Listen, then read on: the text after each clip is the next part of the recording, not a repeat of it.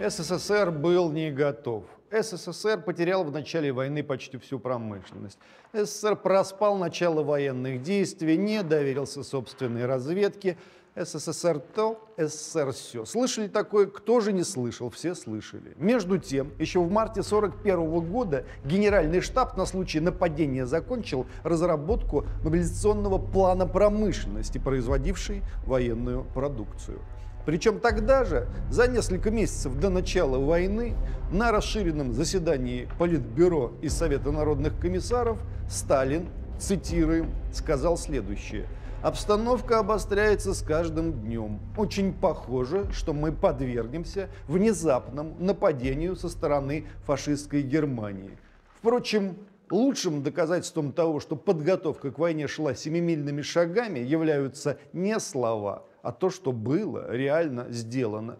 И, собственно, вследствие чего фашистская Германия в конечном итоге проиграла войну.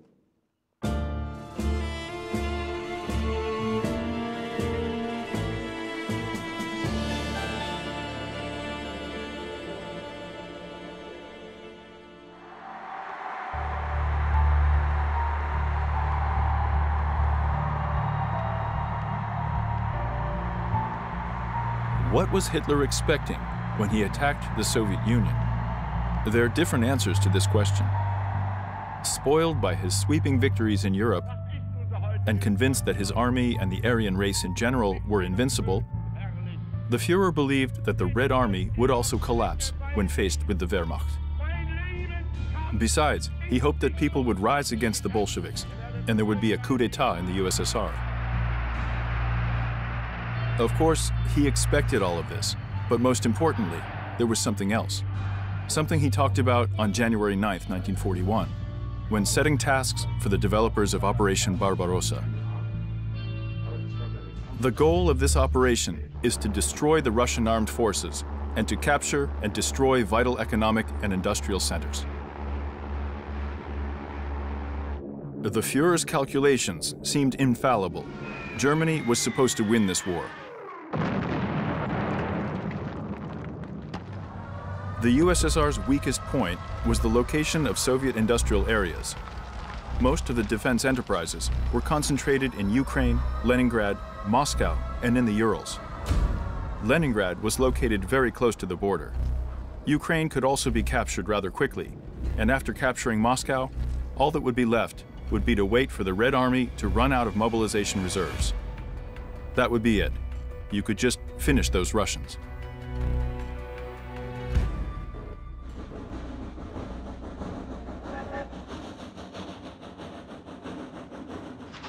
Hitler had no idea what the Russians had in store to counter his plans.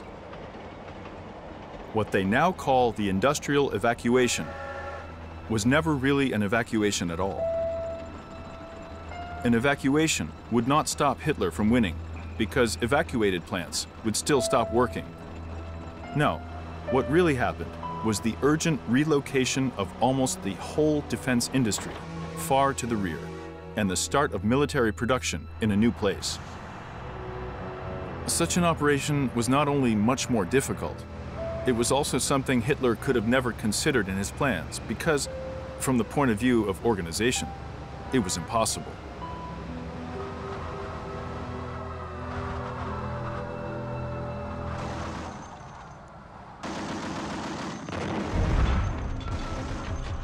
It is commonly believed that the USSR started thinking about the evacuation only after the beginning of the war, when the troops in the border areas began to suffer losses and Germans started moving deeper into the country. And indeed, on June 27, 1941, the decree of the Central Committee and the Council of People's Commissars, entitled On the Procedure for Removal and Deployment of Human Contingents, was signed. It established priorities concerning who and what had to be evacuated first. Ленинград передавал другим городам оборудование своих замечательных заводов, которые из-за блокады не мог использовать сам. Одновременно с оборудованием на работу вглубь страны уезжали квалифицированные ленинградские рабочие. The first stage of evacuation included the most important industrial assets, plant equipment, and machinery, as well as valuable raw materials and provisions, non-ferrous metals, fuel, and bread. The second stage saw the evacuation of qualified workers, engineers, and personnel together with their factories, as well as the evacuation of the general population, and, most importantly, young people suitable for military service.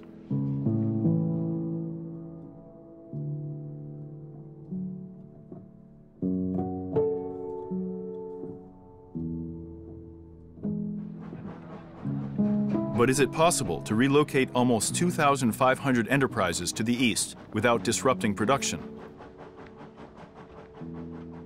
Anyone who has ever worked at a factory, even just for a week, would understand that this idea is absurd. Nevertheless, this is exactly what happened. The Kharkiv diesel plant was moved to Chelyabinsk without stopping production.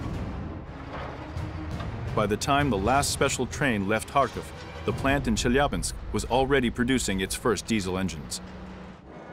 And another example, the second stage of evacuation for the Kirov plant started in autumn on October 4th, when Leningrad was already under siege.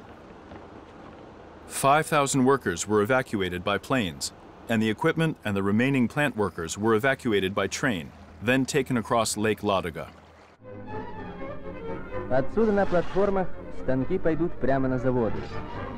Завтра они, смонтированные руками ленинградских рабочих в новых заводских корпусах, дадут стране, дадут Красной Армии новое оружие для разгрома ненавистного врага.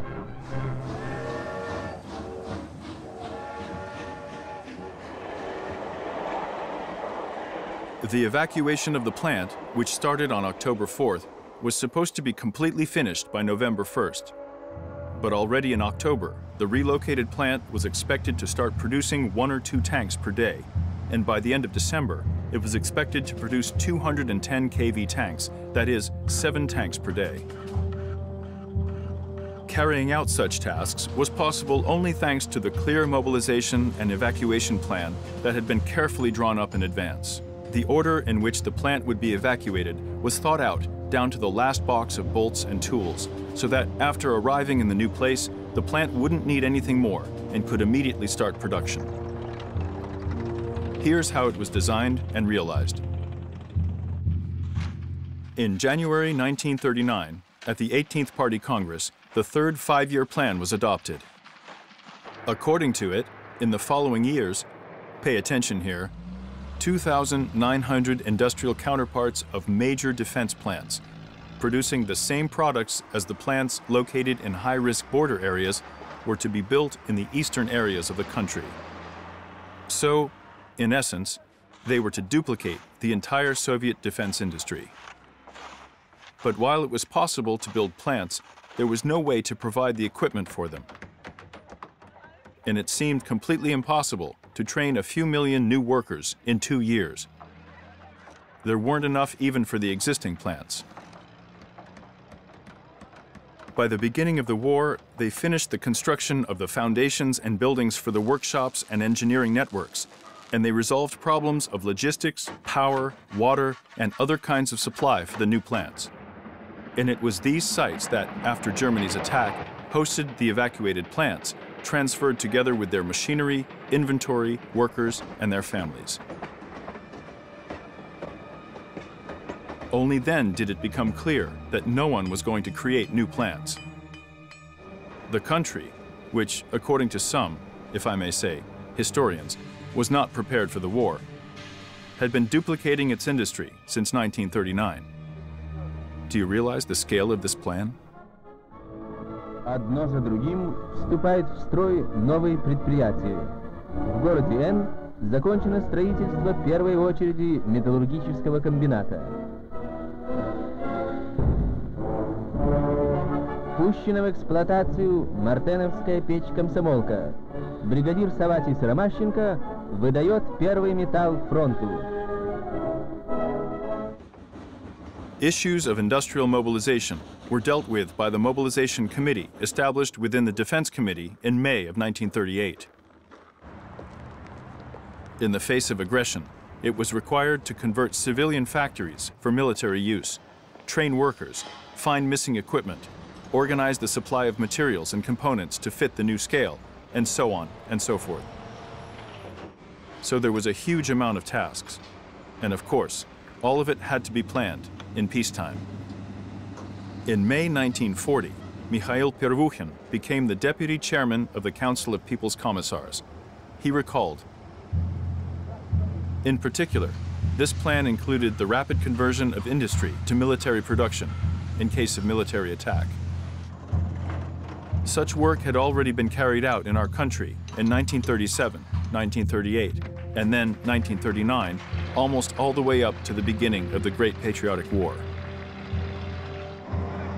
All branches of industry, to varying degrees, had a plan of production in case of war.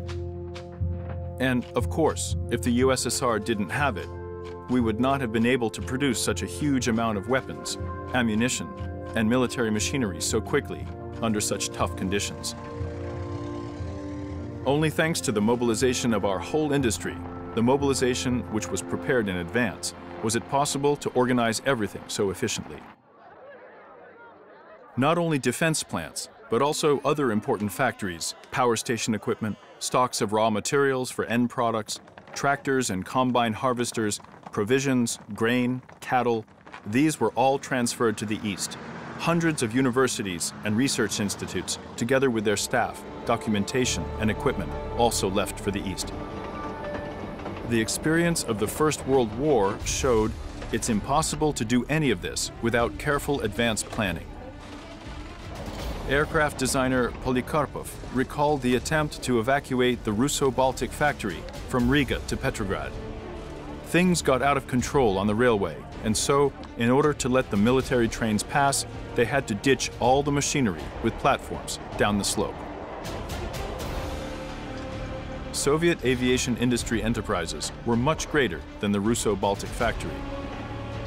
By the beginning of the 40s, a large aviation plant had 15 to 30,000 workers and personnel, plus a few thousand equipment units. And all of it headed to the east in an organized manner. Only a few enterprises continued operating in their original locations. The suppliers' factories were also on the move. The entire aviation industry, comprising huge enterprises with sophisticated production and a lot of supporting plants, was carefully transferred into the eastern part of the country. And by summer of 1942, they were already operating at full capacity. Энский ордена Ленина самолетостроительный завод с каждым днем увеличивает выпуск боевых машин. Сотни отличных самолетов дает завод фронту.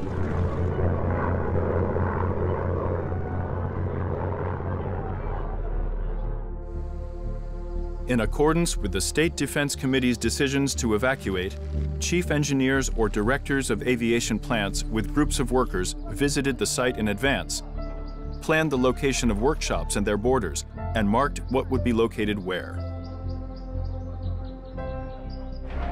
Every day, trains with people and equipment arrived at the new plant, and unloading took place by day and by night.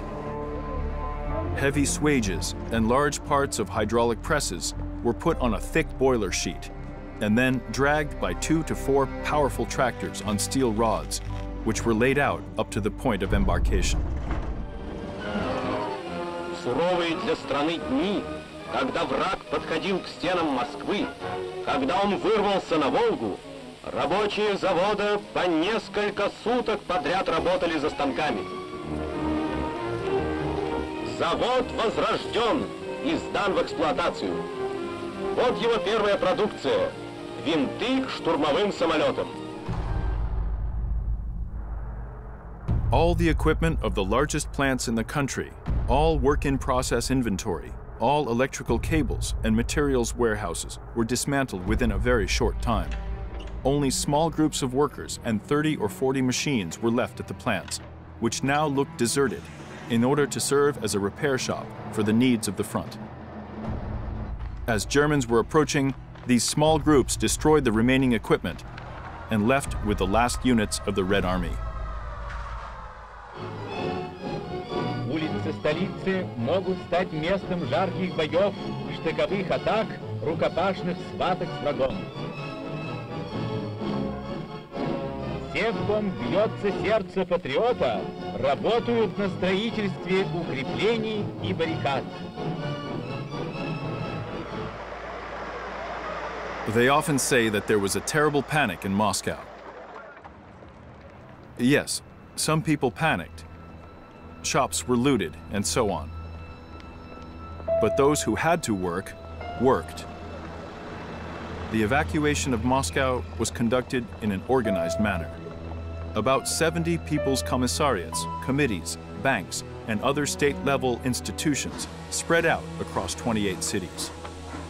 However, People's Commissar of Aviation Industry Shakhurin got through to Stalin and was granted permission to stay and personally guide the evacuation of aviation enterprises. Here's what Shakhurin wrote in his memoirs about those days. I checked how the equipment and workers with their families were loaded onto the trains. And I must say, I didn't notice any fear-mongering or disorder. I could only be surprised by how organized, skillful, and composed this work of enormous scale, unprecedented in the history of our country and industry, was carried out, and by how much thought and talent was put into this unprecedented procedure.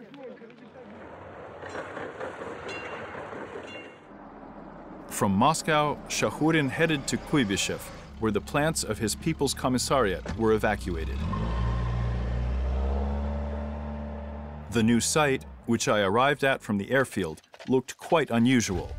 There were a number of new, unfinished buildings, and a huge amount of people running around in a seemingly disorderly manner. The territory itself was dirty and undeveloped. The construction of some of the buildings had not started yet, and the railway tracks had been laid through the insides of some workshops to make it easier to unload the equipment. During the day, when it was still light, people walked around the plant and decided what needed to be done first. And then later, in the evening, directors of plants and construction workers met to draw up plans of construction and installation works for the near future. All disputes and objections from directors, fitters, and designers were resolved without delay. The evacuation could be carried out successfully only if it was carried out by an organization that had representatives in each department, at each station, and at each plant. In 1941, there were only 3 such structures in the USSR: the State Defense Committee, the People's Commissariat, and the Politburo of the Communist Party. The NKVD was tasked not only with control over evacuated enterprises, but also control over the schedule of railway transportation, the distribution of the provisions in the rear, and even sanitation and epidemic control.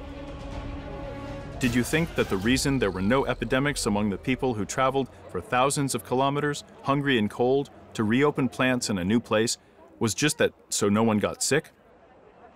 No, that's not how it works. In order to prevent epidemics, someone had to take care of that.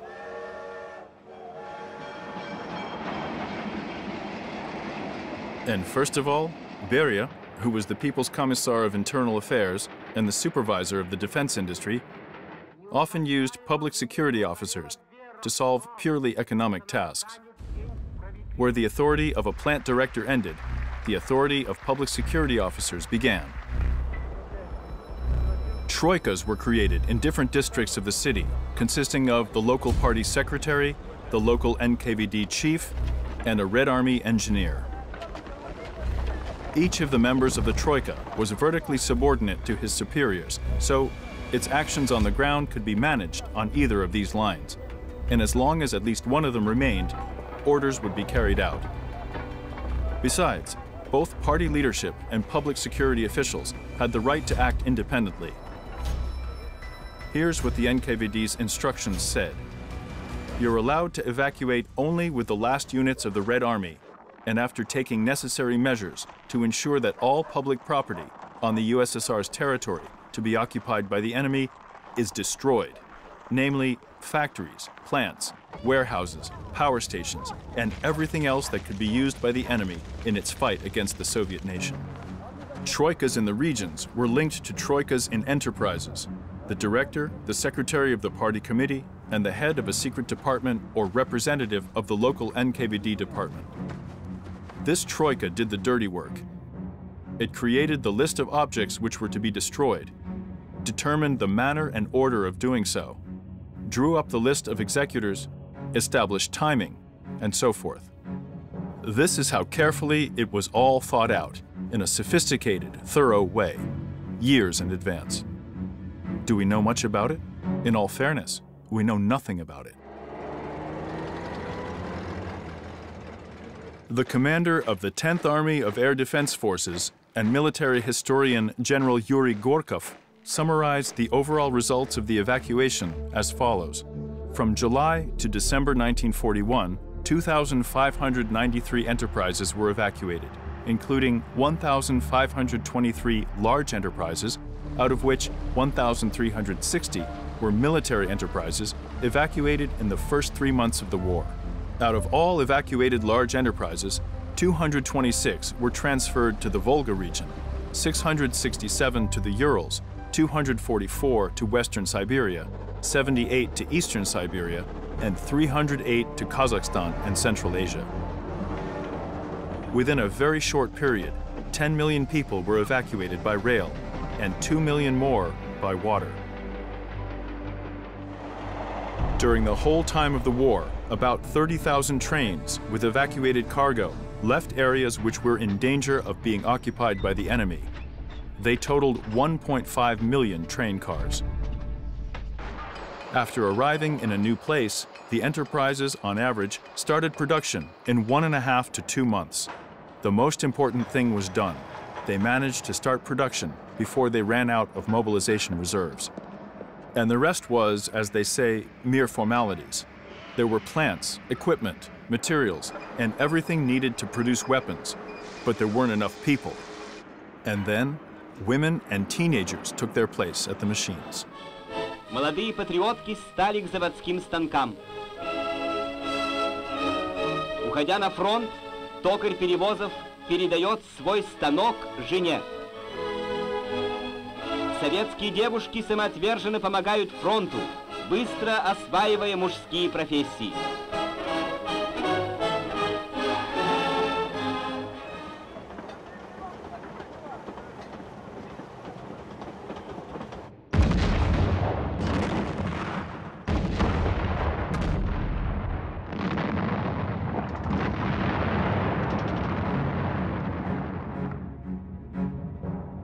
The last 2 months of 1941 were the hardest.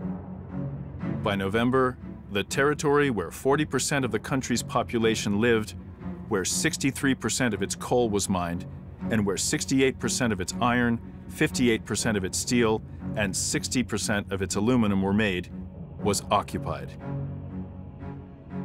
Under just the People's Commissariat of Munitions, 303 enterprises went out of service. The production of rolled ferrous metal products dropped by 2/3, non-ferrous metals by 99.8%, and ball bearings by 95.3%.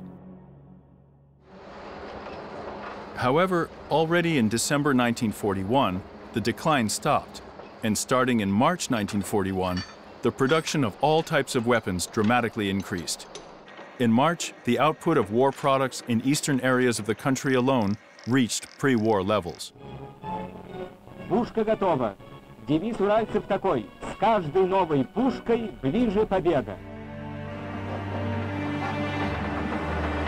And there were still plants in Moscow's industrial area which had not been evacuated, as well as Leningrad, which, despite the siege, kept providing for the needs of the Leningrad Front and the Baltic Fleet. Despite the destruction of plants and the evacuation of industry, the Soviet Union was still ahead of the enemy in terms of the volume of production of major weapons and military equipment. The fate of Nazi Germany was sealed. Hitler miscalculated. We accomplished the impossible, not only on the front lines, but also in the rear, and all thanks to us playing the long game. Our calculations turned out to be better. The whole world knows of German thoroughness, their ability to calculate and consider all the details in advance. But here's an example of a case when Russia's thoroughness surpassed Germany's. We're not going to do any chest thumping. But let's just take note. We can, or at least we could, calculate things in advance and win.